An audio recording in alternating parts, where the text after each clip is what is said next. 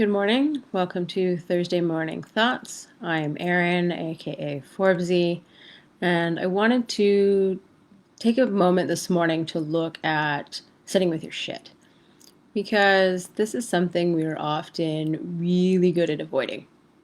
And it's something that's super critical if you want anything to change. If you want to heal, if you want to put your life in a different direction, if you want to change habits that you have or patterns that you repeat, the first thing you need to be willing to do is sit in your shit. You need to acknowledge that it's happening. You need to acknowledge that it is there and be willing to sit with it and really look at it to see what it is you need to do, what needs to shift, what I guess really it's your starting point to figure out where you're at. Where are you currently in this present moment, getting very vulnerable and honest with yourself. This is not easy by any means. Vulnerability is tough and it's terrifying, and it's not something in our Western culture that we are taught to do. We're not taught how to do it. We're not really taught how to be vulnerable and how to feel safe being vulnerable. So it's a lot of practice and it can be a lot of work. And initially, as I said, like it's terrifying. Being vulnerable means that you are open to being hurt. But if we can't be vulnerable and open to being hurt, we also block ourselves off from completely embracing joy and completely embracing love and laughter and all of the beautiful things that this life has to offer as well. We can't pick and choose what we cut off. If we cut off anything, we cut off everything. So, this is an important practice and it's an important thing to experiment with and figure out what tools work for you to do this. So it could be things like meditation, movement practices, yoga, not meditation in that sense, but like yoga or dancing or other forms of things that get your body moving and get you really present in the moment. Journaling is another great practice that works for a lot of people. Walking meditations can be an option as well.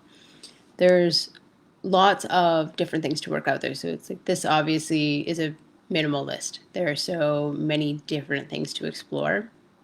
And we're all unique individuals that are going to have unique combinations of things going on and unique combinations of ways that will benefit us to work with our current circumstances, whatever that might look like. So it's a matter of being willing to do some trial and error, to really sit and get to know yourself and your habits, your routines, your lack thereof, as the case may be. It may be that you are in a position of letting everybody else around you dictate your life because that's easier, or that's what feels safe right now, or that's just what you know. And I think the biggest thing that's helpful in really sitting with yourself and sitting with what you carry. So, what habits, what patterns, what thought processes, all of that stuff, everything we carry, being able to really kind of take that time, sit with that, look at it, and notice as well too. It's just like, is this what I want? Am I happy with this?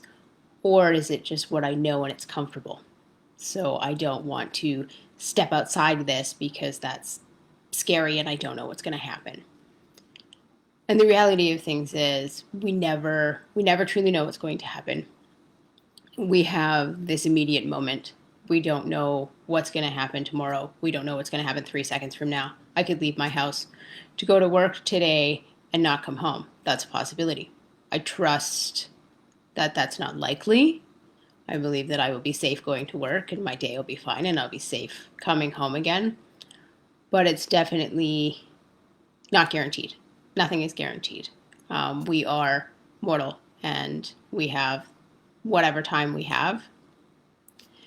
And that is ours to make the most of it. So living life in the present, being here, and being who you want to be. As Paula just mentioned in the commentary, it's like we need to unpack the bags and see what's there. Yeah, totally. That's a great description. It's like we need to see what we have, and it's just like of everything we have, do we actually want it all? You don't have, just because you've carried something for years doesn't mean you need to keep it.